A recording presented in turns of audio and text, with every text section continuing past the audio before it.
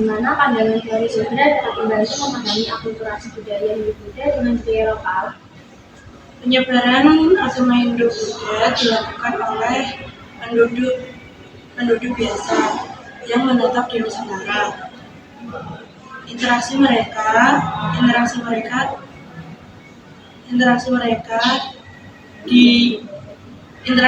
dengan penduduk lokal yang mendorong terjadinya akulturasi, misalnya tradisi seni dan bahasa.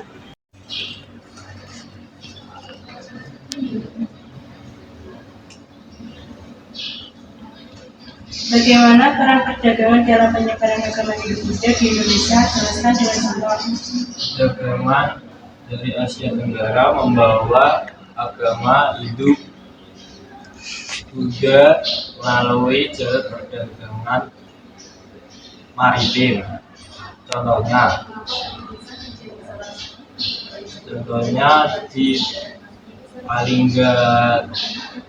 Kalingga perdagangan melakukan interaksi dengan pedagang asing.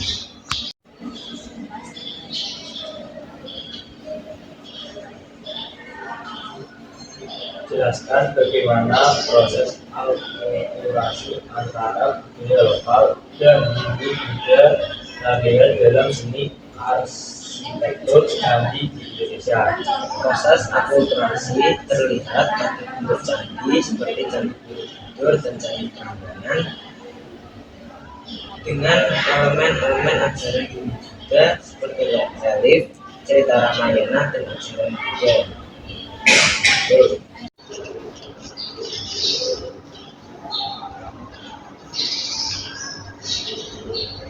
Jika Anda harus memilih salah satu teori masuknya agama Hindu-Buddha yang paling sesuai dengan kondisi geografis Indonesia, teori mana yang Anda pilih? Jelaskan alasannya dengan bukti geografis.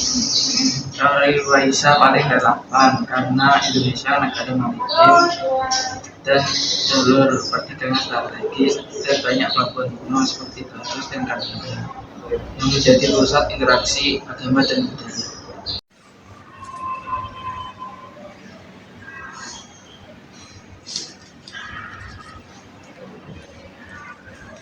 Jelaskan bagaimana teori Waisa dapat menjelaskan penyebaran agama Hindu-Buddha melalui jalur perdagangan di Nusantara. Berikan contoh relevan. Teori Waisa menyatakan bahwa agama Hindu-Buddha dibawa oleh para pedagang yang melakukan interaksi dagang dengan masyarakat lokal. Contohnya adalah pelabuhan Barus yang menjadi titik penyebaran budaya Hindu-Buddha.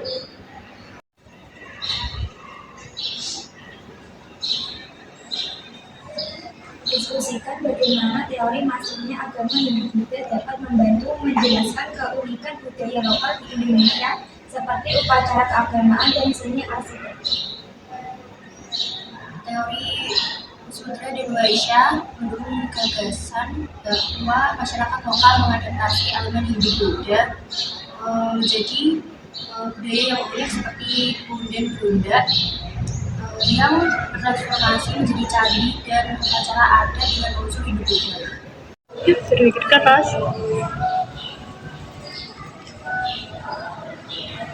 Teori mana yang paling sesuai dengan budaya atau Indonesia kecepatan keunikan?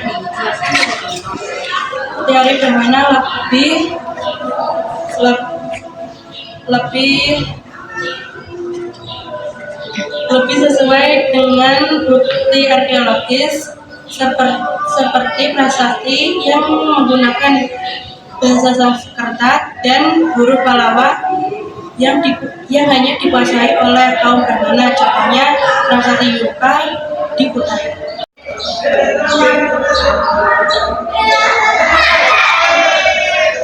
Bagaimana pengaruh sistem pemerintah kerajaan Hindu-Buddha terhadap perkembangan sistem pemerintahan di Indonesia pada masa ini? Jelaskan dengan contoh konkret. Pemerintahan kerajaan Hindu-Buddha menganut ajaran hierarki dan monarki yang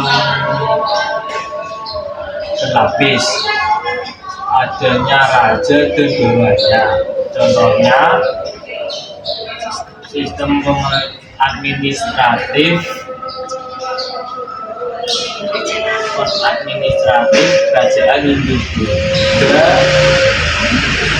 yang berada di dasar Papua di Indonesia.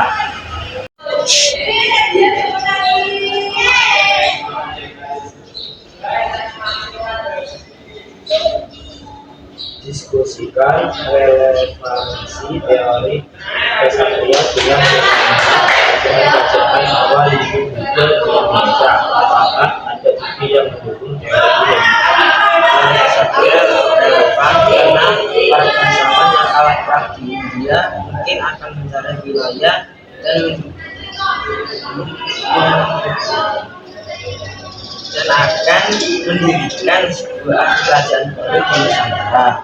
Contoh kerajaan Buddha di Nusantara adalah kerajaan Buddha dan kerajaan Dharma.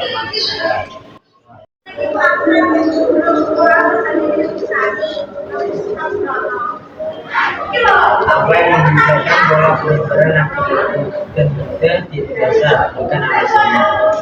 Dogma Hindu menyebar melalui kaum bangsawan dan sistem kasta, sedangkan agama Buddha lebih inklusif dan diterima oleh berbagai lapisan masyarakat. Hal ini terlihat dari banyaknya situs Buddha di berbagai wilayah tanpa kepentingan bangsa.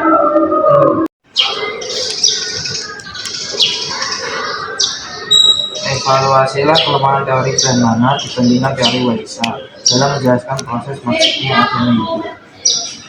Pertama, teori Brahmana adalah sulitnya membayangkan para pendidik Brahmana yang memiliki keterkaitan dengan ritual akan meninggalkan dunia untuk menegakkan agama. Sebaliknya, teori Waisa lebih masuk akal karena para pejabat memiliki mobilitas yang tinggi.